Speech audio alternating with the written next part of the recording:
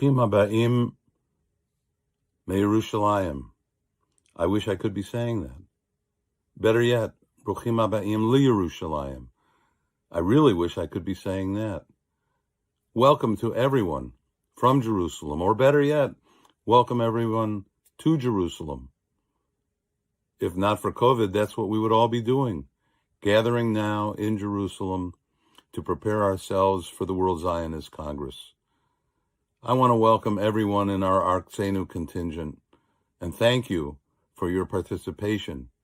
You are about to have a wonderful experience of learning and growing and discovering about the meaning of Zionism in the 21st century. I'm Rabbi Bennett Miller, representing ARTSA, and I can't thank you enough for being here with all of us. This is a time to be able to meet each other, to learn from each other, and to grow together. All of us in the Reform Movement in the United States, we're all here with you, represented by the URJ and Women for Reform Judaism and the CCAR and all of our various affiliates. We're all one in this great Reform Zionist enterprise, and we can't be more excited about what it is that we are about to do. Remember, the World Zionist Congress is, if you will, the parliament of the Jewish people, first established by Theodor Herzl, and meeting every 4 or 5 years ever since. This Congress will be important in the work that it does, even though it is hampered by the fact that we cannot all be physically together. The preparation for the Congress will be even more important, for it is there that we will be able to focus on the issues that we believe are near and dear to us as Reform Jews, and that we believe are important in terms of the continued building of our beloved state of Israel. So join us. We're thrilled that you're here. We hope that you will make new friends, that you will discover a lot, and that we will learn from you. And more importantly, we look forward to gathering together with you in Jerusalem at the very next opportunity that we have when the virus is gone and when in the streets of Jerusalem, children are dancing and celebrating the great miracle of modern time, the birth of the state of Israel and its long continued existence and contribution to the rest of the world. Shalom. Shalom. Boker Tov, Tzoraim Tovim, Erev Tov, Laila Tov. I want to wish everyone well and thank you all for joining us. We know we have people already joining us from all over the world, from those who are very committed in the West Coast where it is 5 a.m. to those in Australia where it's already late at night, and everywhere in between. Obviously, as Rabbi Miller said, we wish that we could be convening together in Jerusalem just days ahead of the 38th World Zionist Congress. My name is Rabbi Josh Weinberg, and I serve as the Vice President for Israel and Reform Zionism for the URJ and as the Director of ARTSA United States. And I'm pleased to bring you this very, very important discussion as we prepare for our time together at the World Zionist Congress. And I'm glad that despite the restrictions in travel and in congregating, that we can still come together to have these critical and important conversations among our Reform Movement and our Reform Zionist family. I want to pick up on one thing that Anat Hoffman said yesterday at the opening program on religious pluralism in Israel. When she was asked what she hopes to achieve in the next 5 years, her answer focused on one issue and one issue only, and that was to combat racism in the state of Israel. And I want to say that is an objective and a mission and something that is so critically important to the Reform movement all over the place. And that's what we're going to dedicate our next hour to. As many of you know, the work of the Reform movement, and specifically the Religious Action Center of Reform Judaism, has been dedicated to racial equality, diversity, and inclusion. And the events of the past 8 months have really highlighted the need and the dire importance and critical action that we need to take to become an anti-racist movement and to combat racism. And of course, the question of Israel and Zionism comes together and intersects with that issue very much, and we're going to discuss that. I'm very pleased to have three real experts on the topic, all of whom are delegates or alternates on our slate to the World Zionist Congress. I'm going to introduce Rabbi Jonah Pesner, who is the Senior Vice President of the Union for Reform Judaism and the Director of the Religious Action Center for Reform Judaism. And with him is going to be joined by Yolanda Savage Narva, who is the Executive Director of Operation Understanding in DC, a nonprofit organization dedicated to promoting understanding, cooperation, and respect while fighting to eradicate racism, anti-Semitism, and all forms of discrimination. And Yolanda also serves as the Vice Chair of the Commission on Social Action for our Reform Movement as well. And with them is going to be Evan Traylor, who is a past staff member of the Union for Reform Judaism, working specifically to build our programs on college campuses, a former NIFTY president, and now beginning his career as a rabbinical student at HUC-JIR. I'm very pleased for all of you to join us, and I'm so honored that you took the time to be with us, especially when it's a bit early in the morning for some of us. I want to turn it over to Rabbi Pesner, who I continue to learn so much and who is a teacher and a mentor to me. I'm honored for you to take it over and to begin this discussion. Great. Thank you, Rabbi Josh Weinberg. It really is a pleasure to be your colleague at the Union for Reform Judaism, to work with you on ARTSA, Israel engagement, Reform Jewish Zionism, and advocating for our blessed Zionist state. And Rabbi Bennett Miller, thank you for the inspiring words framing. What a wonderful way to be together as a Reform Jewish Zionist movement across the globe. I know for some of you it's late at night, for others it's early in the morning. Thank you for making this at a convenient time. I've just had my coffee, and for those of us in the Northeast of the United States, timing is great, so thank you all. I'll speak for a few moments and then kick it to my incredible colleagues, Yolanda and Evan, from whom I learn every day, and who you actually want to hear from, not me. I'll just say two areas of frame for this conversation. The first is, particularly for those among us who are not from the United States, but even this may be a surprise for some, those who are US based. The latest data indicate that in the United States of America, of the 7 million Jewish people here, 1 million of them are not white. That means that between 12 and 15% of the American Jewish community don't look like me.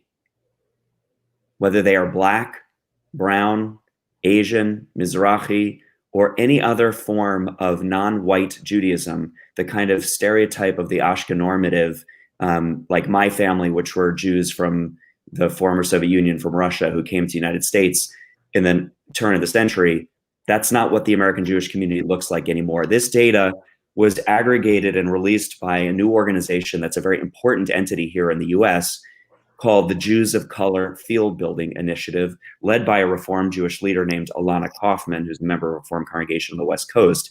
And the Field Building Initiative, which is widely respected and funded across the Jewish spectrum in the United States, emerged from recognition that we have a racism problem here in not just the United States of America, but in the Jewish community.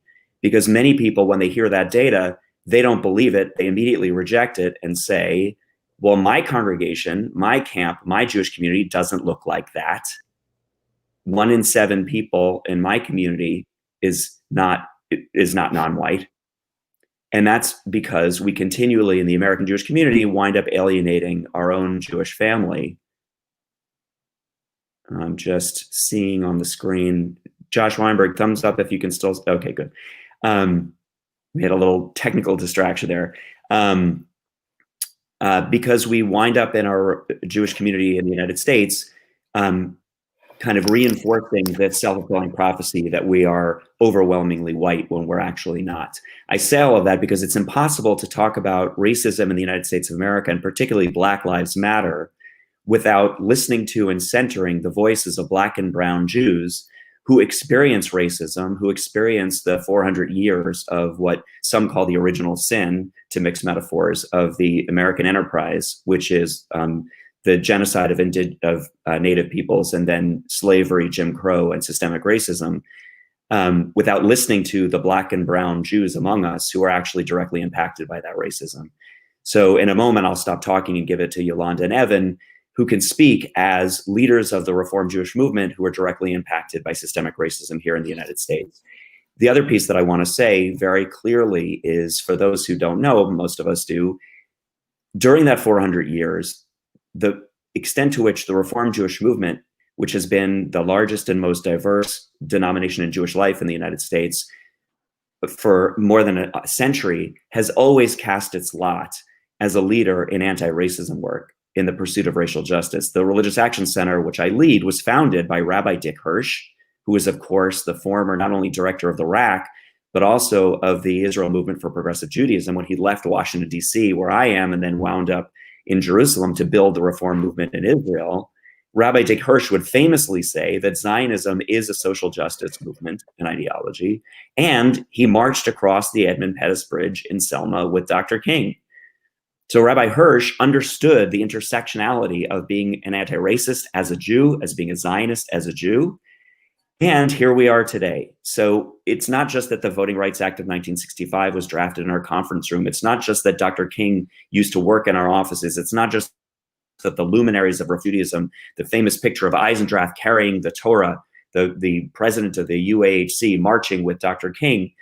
But it's also that 5 years ago, when Black Lives Matter emerged as a hashtag in the face of the unrest in Ferguson as a response to the killings of Michael Brown, Freddie Gray, Tamir Rice, Sandra Bland, and so many other Black and brown people at the hands of law enforcement, which in many ways were episodes of the culmination of 400 years from the forced enslavement of Africans who were brought to this country, who were then, though freed technically, experienced a century of Jim Crow, which then evolved into mass incarceration, violent policing, and so many other forms of what we call clearly systemic racism. Black Lives Matter emerges as a hashtag.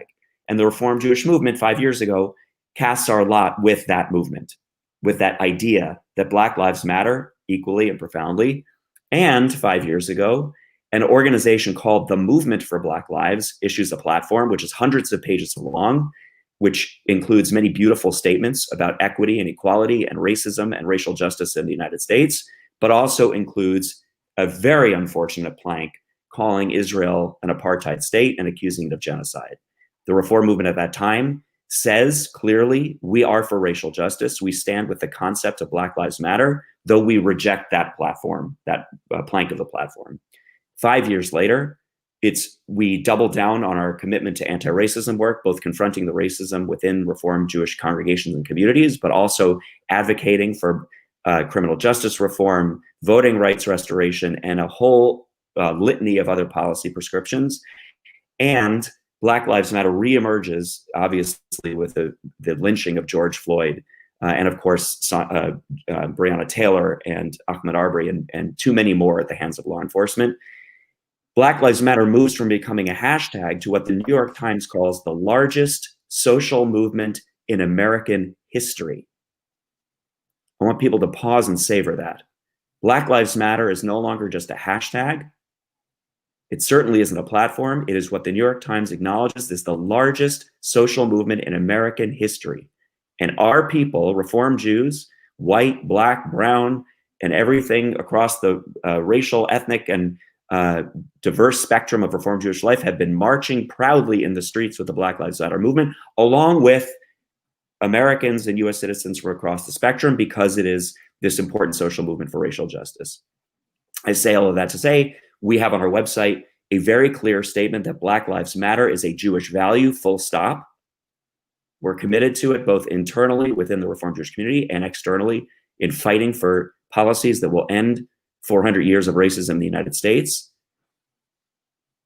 And we're committed to centering the voices of Black and brown Jews in this debate who are directly impacted. So with that, I'm going to stop talking. And I don't know, Josh, whether we're going to give it to Yolanda or Evan first. I do want to say Yolanda and Evan are truly a blessing to our Reform Jewish movement. Yolanda, in her role as vice chair of the Commission on Social Action, is an incredible leader for us in setting policy and advocating for social change. And we couldn't be more proud of Evan Traylor, though he left the employ of the Union for Reform Judaism, having been, just an incredible colleague. Now he's an HEC student, so we know we're going to get him back at some point. So I love you both, grateful to you both, and I turn it to you. Thank you so much, Rev Pesner. And I just want to remind everyone, whether you're watching on Facebook or on YouTube, to feel free to put questions into the comment section, and we will make sure to address those. I think let's start with Yolanda, if that's okay, and then we'll move over to Evan. Can you hear me okay? Excellent. Boker Tov, everyone. Shalom. This conversation couldn't be more important and timely right now. First off, I'd like to thank Rabbi Weinberg for inviting me and creating this opportunity to talk about this very important issue. It's always an honor and a pleasure to share any time with Rabbi Pesner and Evan, who are both so very committed to justice and equity for all people.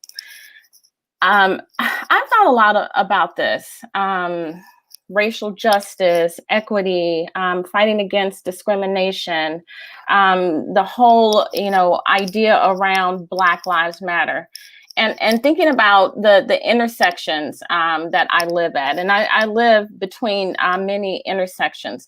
One of those intersections is living in a Black body, and then also fighting to dismantle the systems that have really taught every single person on this earth that all of the bodies, that this is the one that is valued the least. And thinking about, how do I talk about this issue? How do I persuade others to think differently about Black Lives Matter? And that actually includes people who don't look like me, as well as people who look like me. Given where we are today, we're dealing with a global pandemic, a national, and some may argue that this is also a global reckoning on race. Leaders that we've known and even unknown leaders have left this world who have been fighting for racial justice and equity and equality all of their lives. That this time in our history is unique. And if we don't seize this moment, if we don't really stop and give all that we have to fight for the most vulnerable among us, that we're going to miss this opportunity. Understanding that the whole Black Lives Matter movement, the biggest social movement of all times, is for Black and brown people, but it's for all of us. It actually affects each and every one of us. And where do we go as a movement, as Jews, as human beings? How do we support Black lives and support ourselves at the same time? And so these are just some questions and thoughts that have been running through my mind, and I hope we have an opportunity to talk a little bit more about those.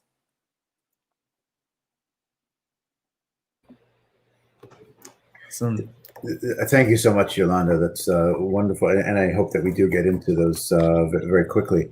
Evan, please.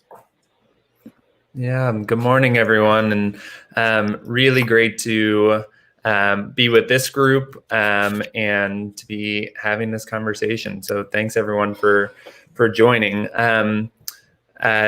Jonah, you talked about in 2016 around the release of the Black Lives Matter platform, and for me, that is one of those moments that I can remember exactly where I was and what was going on and the processing that needed to unfold in those days and weeks and months following that, and sitting with this incredible document. At the time, I had just finished I just graduated from University of Kansas, where I was connected with a lot of students doing work around Black Lives Matter work on campus. I remember my junior year of college, sitting in my apartment. I had just gotten to campus early, and scrolling through Twitter and seeing the name Michael Brown for the first time, and being only 4 hours away from Ferguson, from St. Louis. And so really feeling the moment, and then to move to 2016 and to see this incredible document that really came out of love and hope for a better future, a brilliant articulation of what our country and our world could look like, and being so disappointed with the harsh language around Israel, and feeling alienated from that, and yet still feeling resolve to keep moving forward. So I remember that moment, and I feel like in so many different ways that has colored our conversation over the last few years in terms of the Jewish community. And I think a lot of organizations, a lot of communities have learned from that moment of, I remember seeing various organizations and communities saying, we will no longer work with Black Lives Matter, even though they hadn't really been in relationship with the organizations that are part of the movement for Black Lives. There was a move to say, no, like we can't be part of this at all. And responding to this summer in a very different way, And for me, this summer was an incredible push in so many different ways in the Jewish community, but for our Reform movement as well, that for decades we have been there in terms of policies, been there in terms of statements, and for us to continue pushing our congregations, our communities, it was just really incredible. And so here in the US, we are in the thick of a really intense election. And I'm reminded that no matter what happens over the next month, we are going to have so much work to do in terms of the Reform movement becoming anti-racist, empowering our congregations to become anti-racist. And so I'm just grateful to be part of this conversation, to keep talking, and that we are building this out in terms of a global Reform progressive Jewish movement. So thank you all. Evan, thank you so much. And first of all, just to hear you speak about that tension, and Yolanda as well, that you have felt since the platform for the Movement for Black Lives, came out, and especially really emphasized over the past few months, that just must be incredibly difficult. And I think that it's important for us to hear that and to hear your experiences. And what you said, Evan, on the organizational level, I want to ask you to help us talk through some of the responses that we've given to people who said, we can't participate in that, or, that's the line. Yes, of course, we're not racist, but we can't stand behind Black Lives Matter for X, Y, Z reasons. And I think that's incredibly problematic. I think one of the most important aspects of us as a Reform movement is that we say, yes, this and this together. So if Yolanda and Evan, if you would be willing to help us just articulate some of the responses that you've given to people who have said that, who have been somewhat hesitant to support the Black Lives Matter movement, as Rabbi Pesner said, this largest social movement ever in the United States is much bigger than, I think, than a small issue or some people who show up at protests with an ulterior motive or a different agenda. So how should we think about that? How should we respond? Evan, you want to go? Yeah. Sure, and then I'll kick it to you. Okay. I think, Josh, it just makes me think about how can we be as clear as possible about what we are trying to achieve, and that when we are clear that we're not just showing up to a protest, or we're not just signing a statement because it's going to look good, or because we want to post something on social media, or all the other organizations are saying something, we need to say something. But when we're really clear about our values and saying that if 1 in 7 Jews in the United States identify as Jews of color, and a significant portion of that identify as Black Jews, if we're really clear that if we want to fight anti-Semitism, we also need to fight racism, because it's the same opponents on the other side.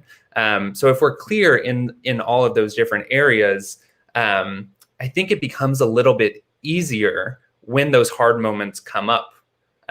When there is a protester who is turning a protest about Black Lives Matter into something about Israel-Palestine.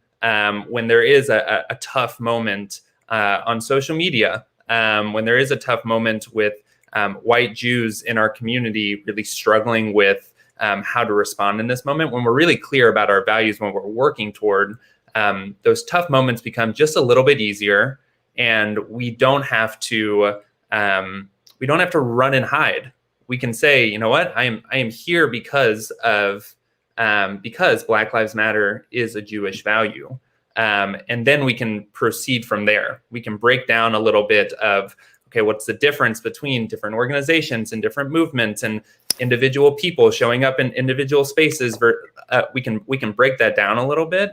But I think it starts with us getting really clear about why we're saying something or why we're showing up. And I've loved the clarity from this summer that we need to say this because of our values, not we need to say this because everyone else is saying it or because we need to look good. But when we get clear about it, then we can move forward and navigate those tough spaces together. Yeah, thank you. And the strong clarity of values is always critical. Yolanda, any thoughts on how to respond to some of those questions? You know, I talked a little bit about this at the beginning, where I'm at this intersection where, you know, I live and breathe, you know, being a Black person in America, and then I shift, you know, to, you know, looking at it from a more, you know, professional standpoint, because this is the work that I do. And so looking at it from that point of view, I talk about a both and, where we have to understand that this work has to really bring us to a place where we open up our hearts and understand that we can't think about this as an either or, that this is a both and. I can love Israel and a Zionist state, as well as support Black Lives Matter. So that's kind of wearing more of a, you know, professional hat. From a personal point of view, you know, I have to reference back to the video that everyone has seen with George Floyd, and it really brings back memories for me that point to who I am and how I navigate this world. And so my biggest argument, or the things that I say to people, is that this is real life for people who look like me. Every day that I walk out of my house, every day that my son goes out to ride his bike, I am worried as a mother. I'm worried for my own safety. And so that's the why. That's why I need you to support this. I'm a member of the Jewish community. That's why you need to be supportive of all lives, but specifically Black lives, because if you can't support Black lives, then all lives are also don't necessarily matter, because Black lives are the most vulnerable. And it's really important, I think, for people to understand it from that point of view, that it's not this theoretical concept that that we live this life every day, and we have very little control over what happens. Well, thank you for sharing also from a personal point of view. And I find that to be a really helpful distinction, because sometimes, and I'm sure you hear this more than I do, you know, sometimes we hear, you know, of course I'm supporting Black lives, but, you know, and there's that but there, or, you know, we are against looting, or we are against rioting, we're against, you know, all that stuff. And I think that the more than, you know, I appreciate what you were both saying, you know, the yes and the clarity of values. I want to ask you, just to help us, because there may be some people new to this conversation who are listening with us, help us with some of the terminology that we're using, if you would. We've been using a lot the term anti-racism. What terminology should we be using, and what terminology should we be avoiding? And Jonah, please feel free to, you know, to help us here as well. You know, many people have read the latest, or a recent book by Ibram Kendi called "How to Be an Anti-Racist," which I think helps frame the discussion in terms of, you know, it's not just that we're not racist, that we have to be actively anti-racist. racist. So help us frame a little bit the terminology and some of the things to use and some of the things that we can try and avoid using, as it may ring differently for others than we may be accustomed to experience. I just want to ask for, I mean, I'm happy to jump in. Yolanda's an educator who runs one of the most important, racial justice educational arms.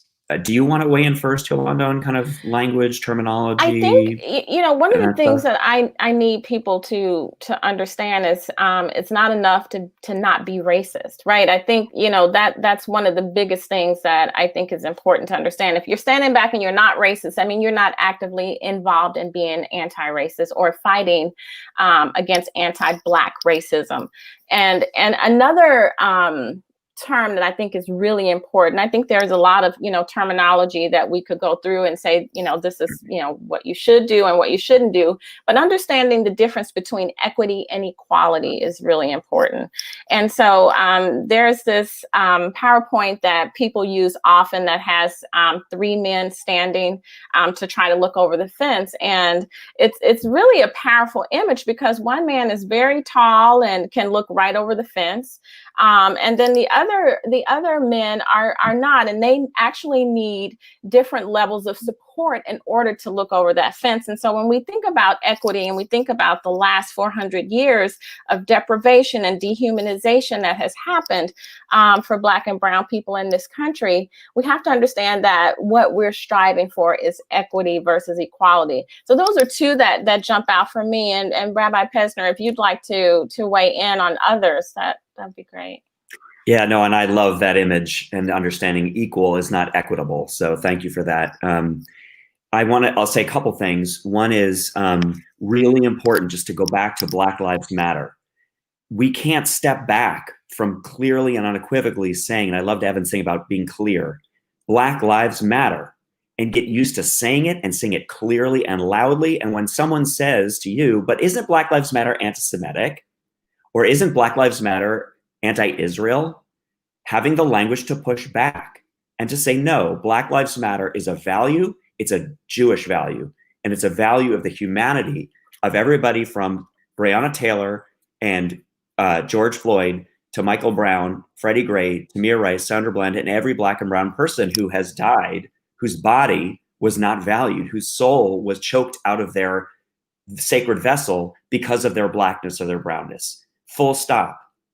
We want to debate the platform for Black Lives that was adopted in 2015, and we may see more language come out in the months ahead. Sure, a small group of people sitting in a conference room writing a document, we can talk about that, but let's not get sucked in and distracted, which plays right into the hands of the white supremacists who want to divide us. So let's be clear about some other language: white supremacy, white nationalism, and white privilege. Those are 3 really important terms, particularly those of us in the white Jewish community need to get super comfortable talking about. Because white privilege immediately gets my white Jewish family defensive.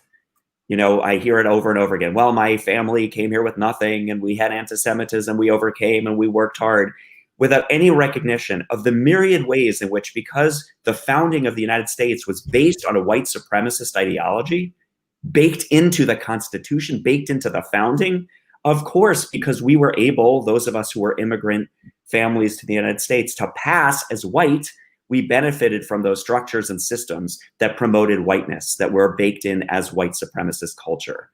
That doesn't mean we're not good people. It doesn't mean we can't be anti-racist. It doesn't mean that we don't have incredibly hardworking families, but it means that if we want to be part of, for those of us that are US citizens, the solution of the kind of 400-year history of racism in America, we have to confront the fact that we benefit from privilege, those of us who are white, and confront white supremacy, which will seek to divide us, right? So this is part of what happens, is we get told, well, because there are elements within the community who associate themselves with Black Lives Matter, who are anti-Semitic or who don't support Israel, therefore you have to make a binary choice. Well, friends, looking at Evan and Yolanda and hearing their Torah, I tell them there's not a choice.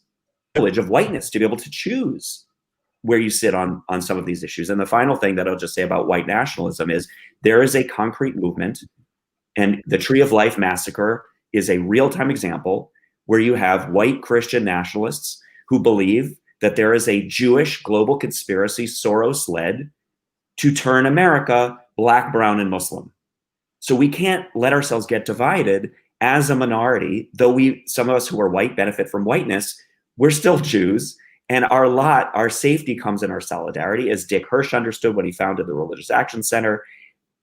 If you oppress one minority, you oppress all minorities, which is why we have to unequivocally say Black Lives Matter is a full Jewish value. And then we can dialogue and debate those people. Okay,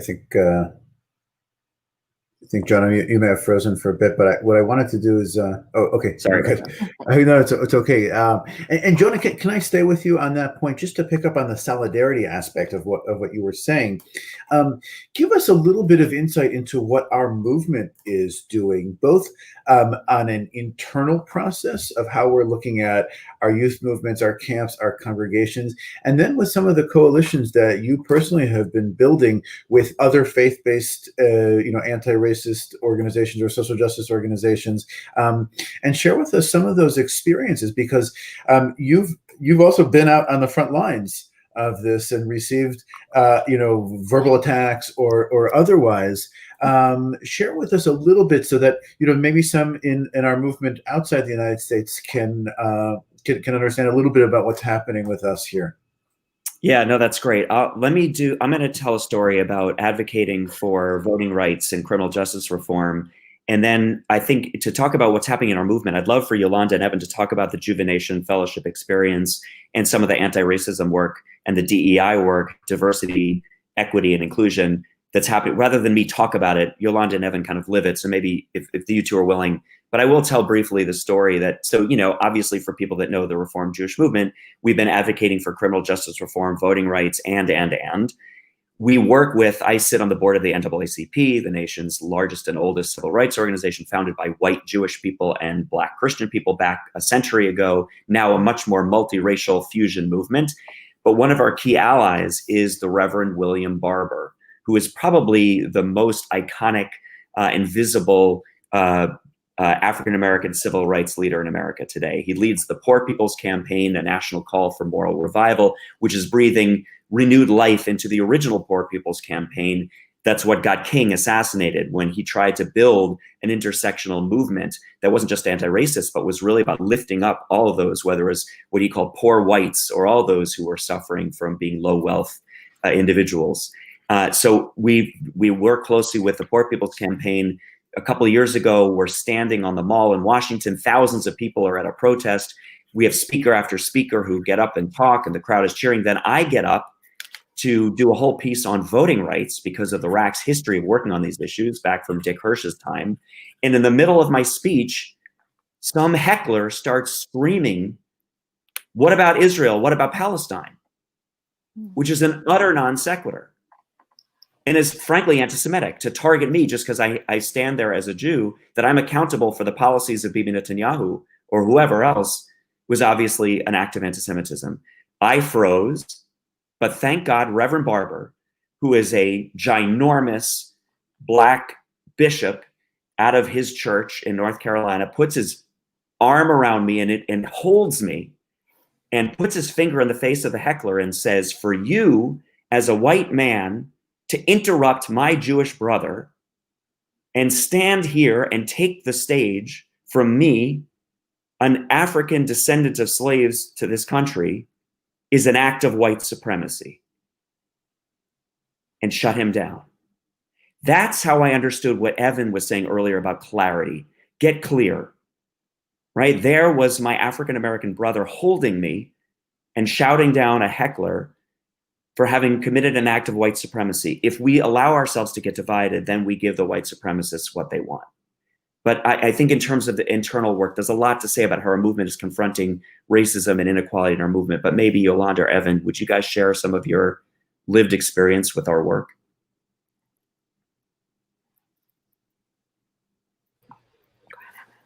Yolanda, okay. Thank you, Jonah, for that story. And I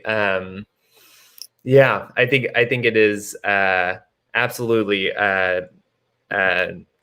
demonstrating that point around clarity and what does that look like, I think it also demonstrates the importance of relationships. And what I will say, and I remember going back to 2015 when the Black Lives Matter movement first really was moving. I remember the Religious Action Center, and I have used this teaching, and I know others in our movement have used this teaching, but coming out of the RAC, and I believe our colleague Joy Friedman was part of this, April Baskin part of this, but this idea around reflect, relate, reform, that if we are going to be doing racial justice work, and this is an important framework, if we're going to be doing racial justice work, that it can't just be, all right, let's run out and go out to a protest and feel good about ourselves. And it can't just be, oh, I'm going to have a conversation with someone in my congregation about some of these issues. That it has to be a constant cycle of reflecting on our own racial identities and what does that mean for us in this racial justice fight. That means building relationships with people in different organizations, in different communities, but also within our own community as well, with Jews of color, and then reform, taking those steps to address the inequities and the injustices that exist. So I have found that a really helpful framework, and I think it has helped congregations be able to mobilize in smart ways, and not in ways that are going to appear like they are doing something, but to really go through the process of doing the work. So I have found that helpful, and I think it extends from NIFTY, from the youth movement, through congregations, throughout the entire movement, and has helped us advocate on a number of different issues. And I'll send it over to Yolanda to talk a little bit about Juvenation Fellowship or some of the other things that she's been a part of. I just want to say that the relationship building is so key to all of this, and the Reform Movement, URJ, and the RAC has really supported this idea of moving past just talking about these issues, but into action. And one of those ways is through the Juvenation Fellowship. So I was in the second cohort, and this was a fellowship that really focused on Jews of color. And there were 16 of us in this fellowship. And in this fellowship, we had an opportunity to connect to Judaism, also connecting to our shared identities and the intersectionality that we share. And this was such a powerful opportunity to bring people together who had lived experiences, as well as using the expertise and knowledge of this group to work with congregations under URJ and the RAC, and to really help spread the word about the role of Jews of color in the Reform Movement. That was really powerful.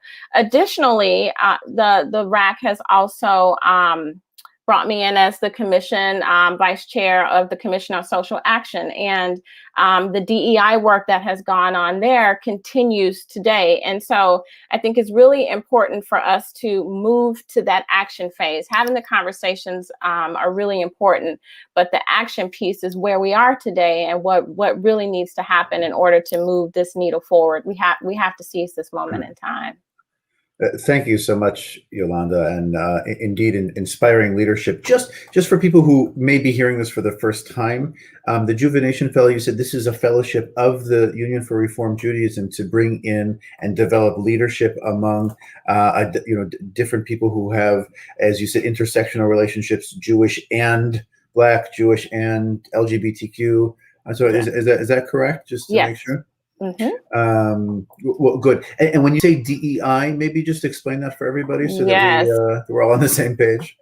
Diversity, equity, and inclusion. Good. Okay, and those are important terms that we use, and sometimes those of us who are in the weeds on this throw out the acronyms quite often. Right now, Okay, thanks. And what I want to do in the remaining time that we have left is to bring in the Israel discussion a little bit more. There's a great question that came in, that came into the chat about what role do you think that the Israeli movement, and I want to even expand it beyond, what role as Reform Zionists do you think we should play in this issue? How can we be allies? And what should we be doing in our communities, whether in San Francisco or in Melbourne or in Tel Aviv? I do want to point out that as Rabbi Pesner said at the very beginning, that the union made a priority, a strategic priority, to focus on some of the racial equity work. At the same time, we also made a strategic priority to focus on our Zionism and to bring in Israel as a strong piece of Reform Jewish identity as well, and to say that those work in complement with one another. And I'm so proud of our Israel Religious Action Center that about 2 years ago founded a center for combating racism. And made it a major focus of its work. So how can we work in partnership, and what would you want to see from us as Zionists really in doing this work? I'll add a few different thoughts. I think what is interesting, and initially before pandemic, I would we would all be in Jerusalem, but I would be spending the year in Jerusalem during my first year at Hebrew Union College. And so as I was anticipating before coronavirus, anticipating spending an entire year in Jerusalem, this was one of the things that I was thinking about, of what does it look like to take this anti-racist work to Israel or anywhere across the world. I think one of the tragedies, but it is clear that if we look at racist policies and we look at racist ideas, they're all over the world. It is not in one place more so than another. The inequities and the inequalities always exist somewhere. And so I would say for Israel, for us to think about, and Iraq is thinking about this, the Israel Religious Action Center with the Center for Combating Racism, but what does that look like in Israel? How are we looking at the inequities that exist between people of different races, of different backgrounds, and how are we addressing that? So Arab Israelis, Ethiopian Jews who have immigrated to the country, all of these different areas, there are so many ways, and the parallels exist. And so I think some of the frameworks are really similar for our Reform congregations in Israel to do the work and to have conversations and reflection time to create relationships across different communities and to do that reform work. And so I think the parallels exist. And as Jonah said at the beginning, we are this summer was the largest social movement in United States history. And so in terms of allyship, or in terms of building that connection, to know that and to see that and to follow what's going on here. And if there is something similar happening in Israel, I know over the last years, decades, that there have been movements connecting Ethiopian Jews and their experience to the Black Lives Matter movement and addressing police brutality that happens in Israel. And so I just see a lot of parallels and ways to connect. And if I could just jump in really quickly, I think the relationship building piece is really key here. It's really challenging for you to really say, I support Black Lives Matter, and you don't necessarily have proximity to people who live these lives. Really understanding, really learning about how this affects Black and Brown people all over the world is really important.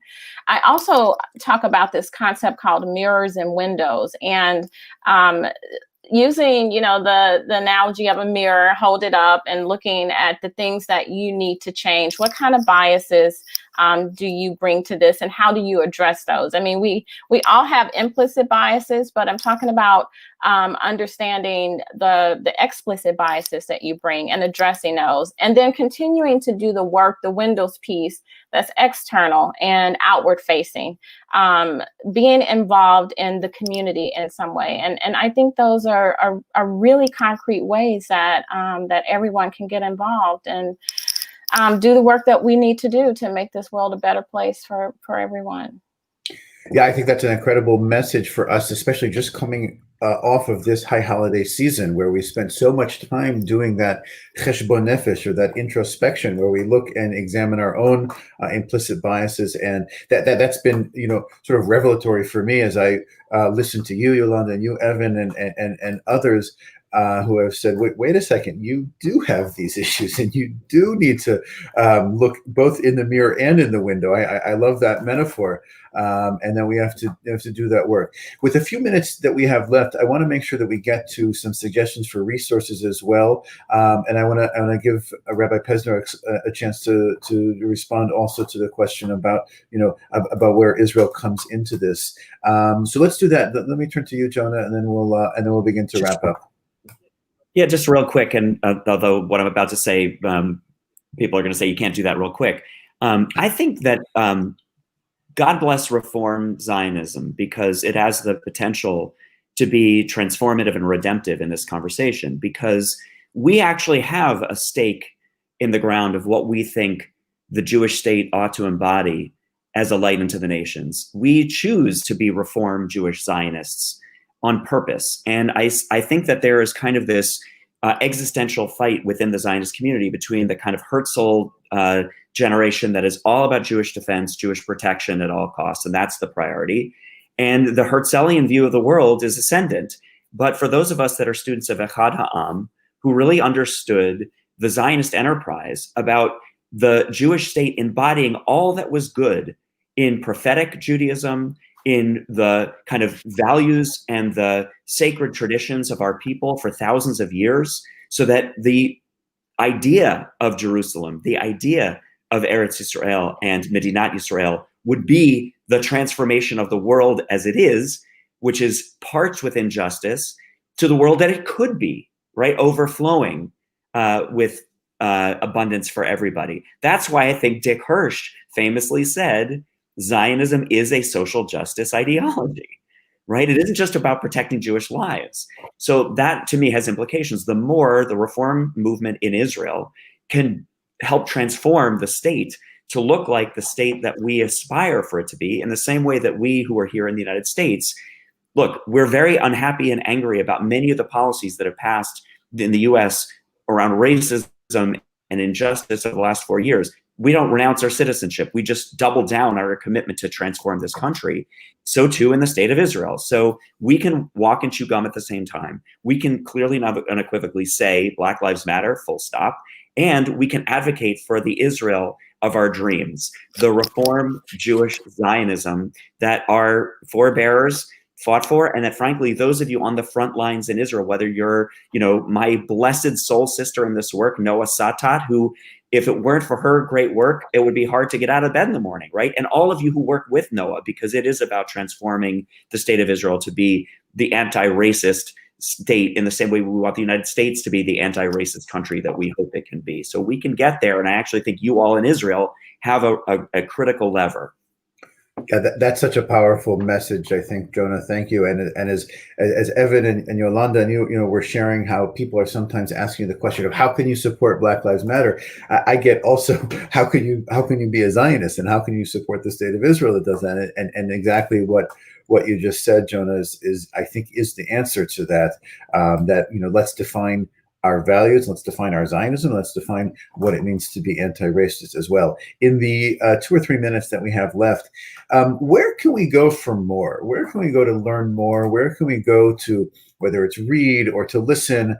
I've been trying to read over the summer, you know, whether it's Ibram Kendi or the book White Privilege, and I know Isabel Wilkerson's new book Caste is a critical read for anybody, or Robert Rothstein's The Color of Law is a very important. What would you suggest, you know, for people to go for resources further in, let's say, 30 seconds or less about, Yolanda, Evan, would you? Or, Sure. So you named, 3 books that I think are really key to understanding more about this work.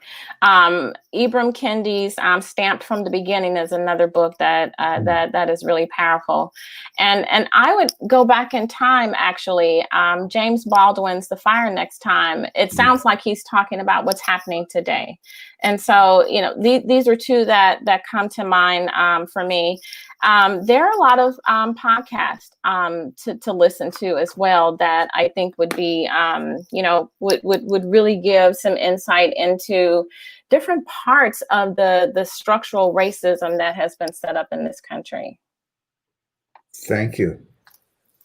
Great. And I will just add one more, because all of these are excellent suggestions, but Black Power, Jewish Politics by Mark Dollinger has been an incredible resource over the last few years. And he is a historian and looks at the relationship between Blacks and Jews during the 50s and 60s, and so many of the dynamics that we are seeing now in the conversation that we are having now of Jewish organizations seeing like, oh, some of these Black-led organizations, it's getting close to, they might be making some anti-Semitic statements, they might be making some anti-Israel statements.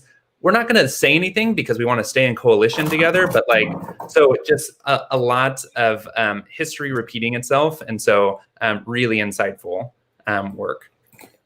Excellent. Rabbi Pesner, any? Just briefly, I would say there's other ways also. So who you read and follow. For example, Chris Harrison, who publishes for the reformjudaism.org. He's a member of the URJ staff team. Most famously, I think I would propose you read his very short blog post called "The Black Jews Are Tired." But then if you just click through his links, read what Chris Harrison is writing, because then you hear directly from an active Reform Black Jew in his own words how he's experiencing the world. They're also the people you follow on Twitter. I have a whole kind of group of Black Jews that I follow on Twitter, so I can kind of hear directly from them, links to articles they're posting, testimonies that they're giving.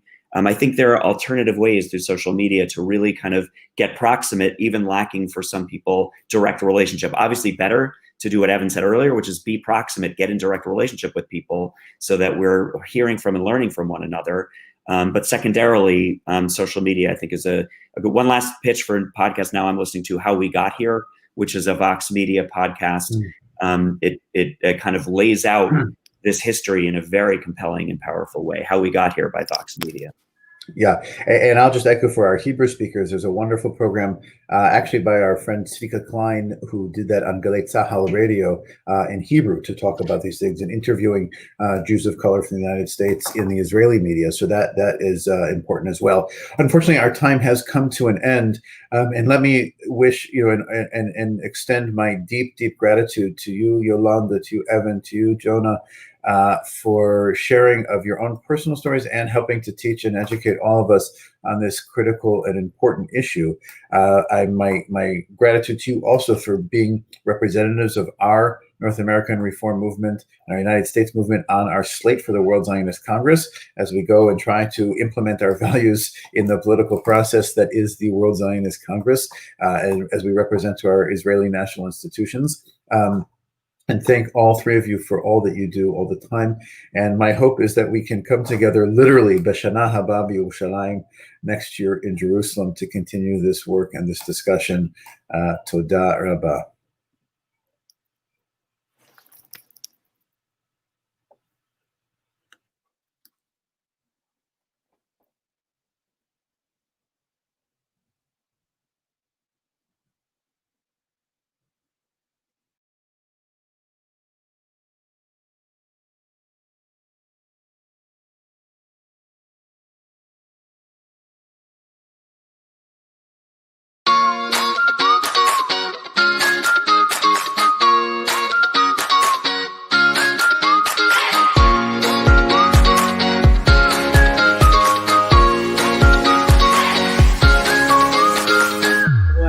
Celebrate the work that we do.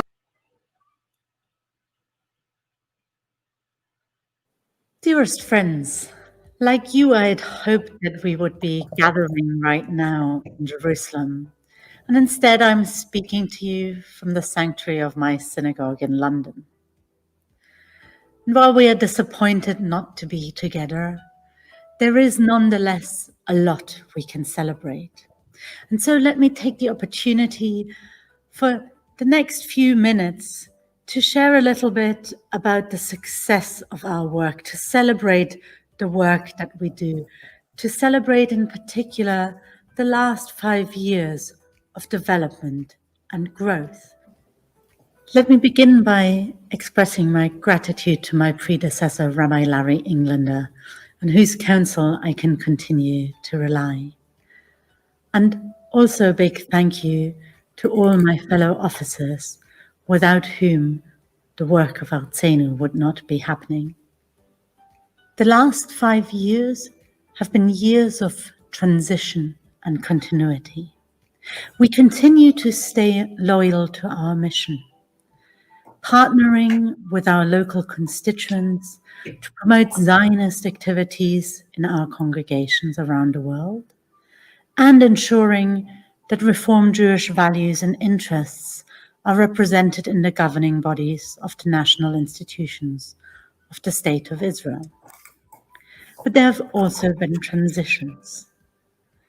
In the past 5 years, we said goodbye to our last executive director, Dalia Levy, as she embarked on her well-deserved retirement after decades of loyal service to us.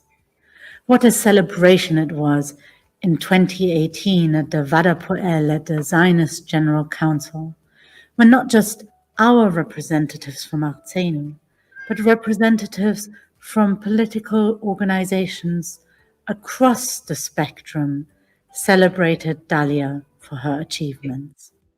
And we welcome Dekel Chumash as the new executive director of Arzenu Olami and logistical expert extraordinaire.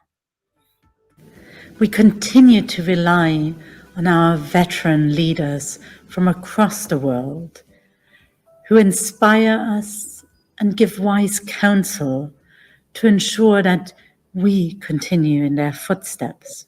Our movement is a critical element in fighting for our Jewish values and our democratic values, and for having an influence in this country to strengthen those values, and make Israel the best that it can be.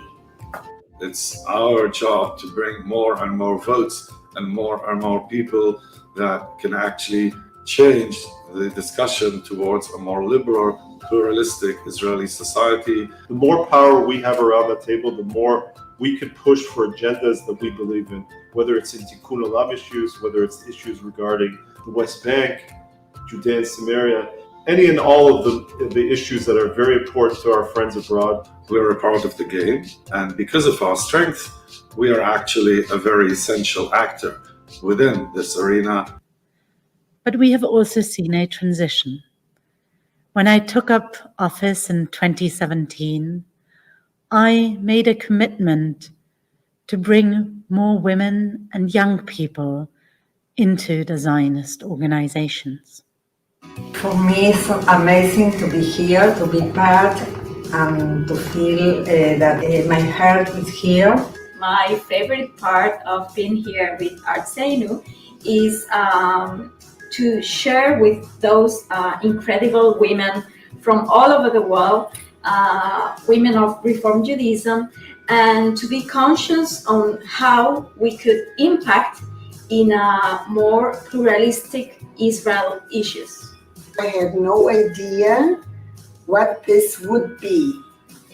And now that I have a small idea, there is a big challenge what I have to bring to my country, my community.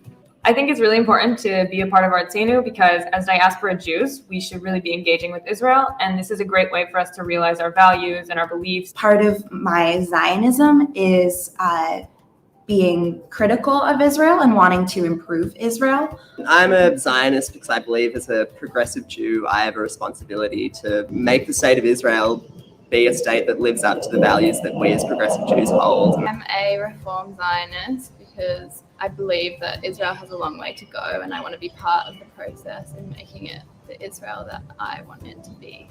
I think it's important that all of the spectrum of young people's views are heard, from right to left to center to everything in between, but also to make it clear that we are still on the same mission as the generations that came before us.